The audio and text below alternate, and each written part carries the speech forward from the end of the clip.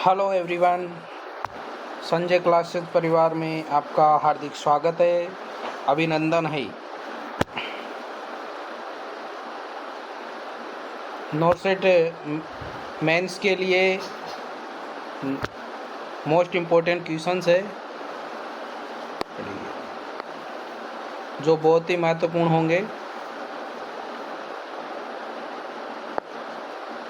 अच्छे रिजल्ट लाने के लिए बातों से नहीं, रातों से लड़ना पड़ता है।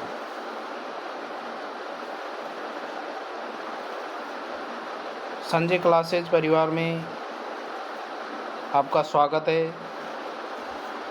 चैनल को लाइक करें, सब्सक्राइब करें, अपने दोस्तों के साथ शेयर करें।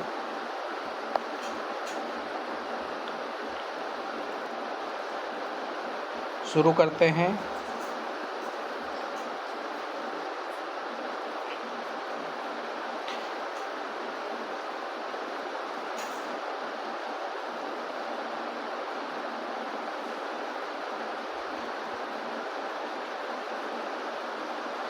पैनक्रियाज, क्या?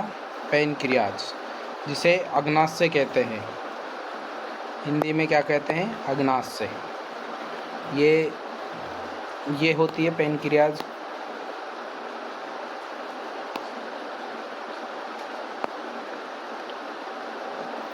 ये पैनक्रियाज है,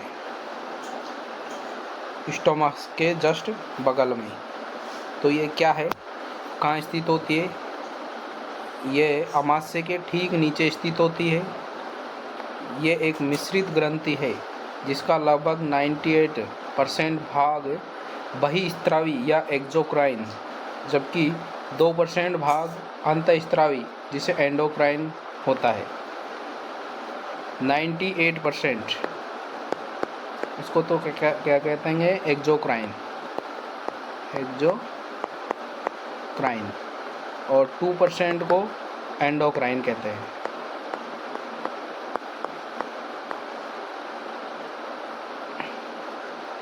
यह यकृत के बाद दूसरी सबसे बड़ी ग्रंथि है, यानी कि लीवर के बाद सबसे बड़ी ग्रंथि यही है। इस ग्रंथि का अंतःस्त्रावी भाग पूरी ग्रंथि में बिखरा हुआ होता है, जिन्हें लैंगरहैंस की द्वीप संरचनाएं कहा जाता है। लैंगरहैंस की द्वीप संरचनाएं कहा जाता है। ये था पैनक्रियाज के बारे में। अब है हाइपोथैलेमस।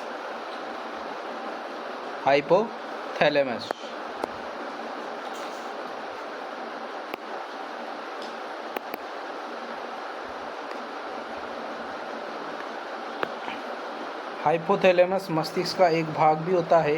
यह एक अंतःस्त्रावी ग्रंथि है। कौन सी है? अंतःस्त्रावी ग्रंथि। हाइपोथैलेमस को मास्टर ऑफ या मास्टर ग्रंथि या सुपर मास्टर ग्रंथि या सुपीरियर कमांडर नाम से भी जाना जाता है। हाइपोथैलेमस को मास्टर ऑफ मास्टर ग्रंथि या फिर सुपर मास्टर ग्रंथि। हाइपोथैलेमस का प्रमुख कार्य शरीर के ताप का नियंत्रण करना है, जैसे गुस्सा, भूख, प्यास, प्रेम, नफरत भावनाएं इत्यादि। ये इसको कंट्रोल करता है हाइपोथैलेमस।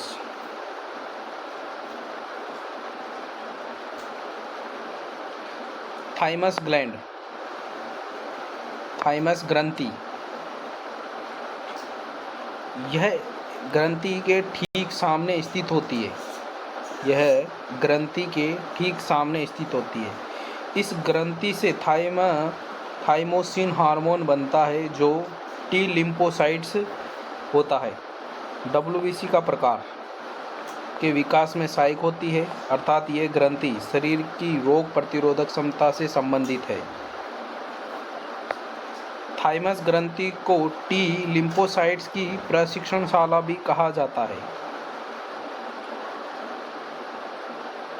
अब है प्लास्ट, यानी कि लवक। इसकी खोज हैकल ने की थी। यह कोशिकांग केवल पादप कोशिकाओं में पाया जाता है, जैसे युग्लिना तथा कुछ डायनोफ्लेजिलेट में उपस्थित होता है। यह द्विझिल्ली युक्त कोशिकांग है। इसके भीतर भी वर्ताकार डीएनए व 70S राइबोसोम पाए जाते हैं। इस कारण इसे भी कोशिका में कोशिका व अद्वैत कोशिकांग कहते हैं।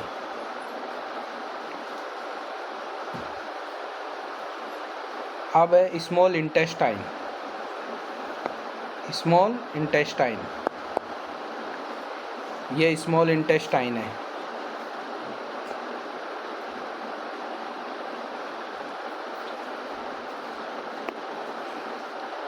छोटी आंत की लंबाई 5 से 6 मीटर होती है। इसकी लंबाई 5 से 6 मीटर होती है, यानी कि लेंथ। छोटी आंत का प्रमुख कार्य भोजन का पचाने व अवशोषण करना है। पाचन करना और अवशोषण करना है इसका मेन कार्य है। छोटी आंत के मुख्यतः 3 भाग होते हैं। कौन कौन से होते हैं वो? एक तो होता है ड्यूडेनम, जेजुनम और इलियम। ठीक है। अब है टीनिया पेडिस। टीनिया पेडिस यानी कि एथलीट फुट। क्या? Athlete foot. ये एथलीट फुट है। ये कारक क्या है इसका? ट्राइकोफाइटोन कवक होता है ये। इन्फेक्शन यानी कि संक्रमण किसी भी प्रकार से इन कवकों में संपर्क में आने पर होता है। लक्षण क्या है इसके? त्वचा में जलन होगी, यानी कि बर्निंग सेंसेशन होगा। उपचार और बचाव क्या है? स्वच्छता, ओनली क्लीननेस। क्लीननेस ही इसका उपचार है, स्वच्छता। नेक्स्ट है डिप्थीरिया। क्या? डिप्थीरिया। ये डिप्थीरिया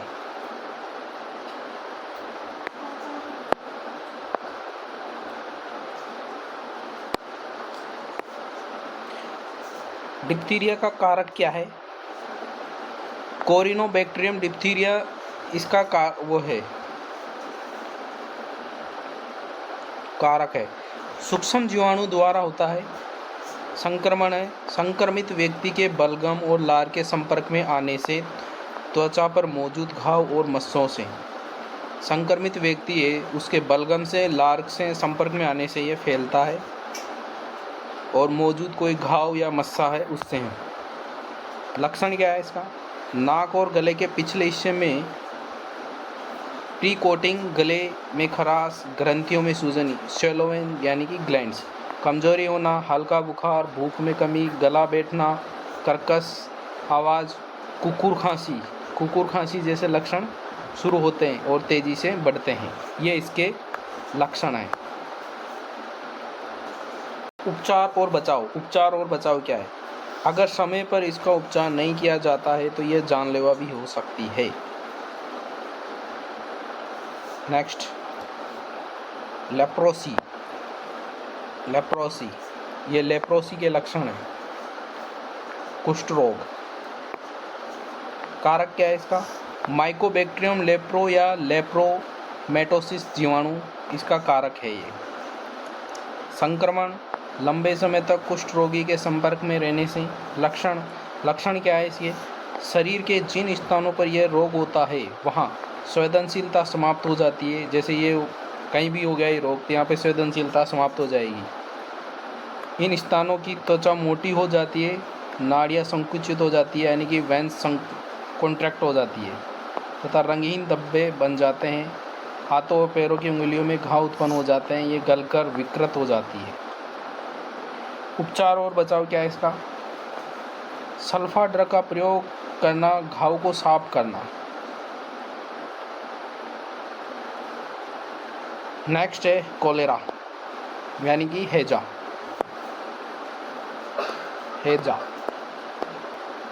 हैजा क्या है ये देखते हैं। कोलेरा क्या है? कारक क्या है इसका?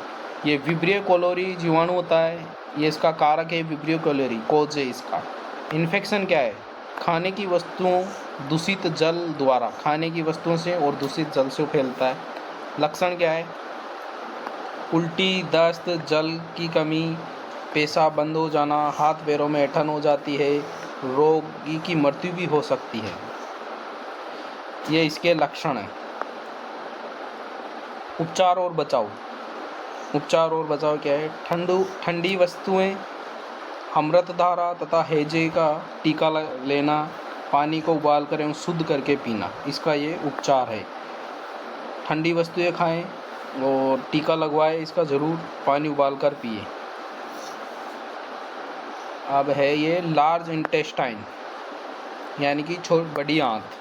पहले छोटी आंत पढ़े थे, अब ये बड़ी आंत है।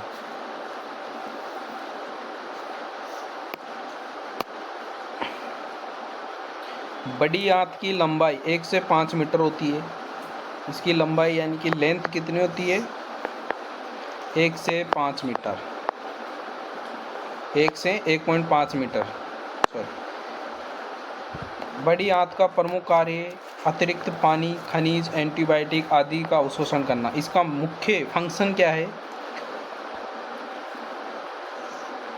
अतिरिक्त पानी और खनिज और एंटीबायोटिक जैसे टैबलेट्स वगैरह लेते हैं तो उनको अवशोषण करना, यानी कि उनका डाइजेस्ट करना इसका मेन फंक्शन है। बड़ी आंत का मुख्यतः 3 भाग होते हैं। कौन कौन से होते हैं? सीकम, कोलन और रेक्टम। सीकम, कोलन और रेक्टम। रेक्टम को मलाशय कहते हैं। तो आज के क्वेश्चन यही समाप्त होते हैं। चैनल को सब्सक्राइब करें, अपने दोस्तों के साथ शेयर अवश्य करें, वीडियो को लाइक करें। जय हिंद, वंदे मातरम।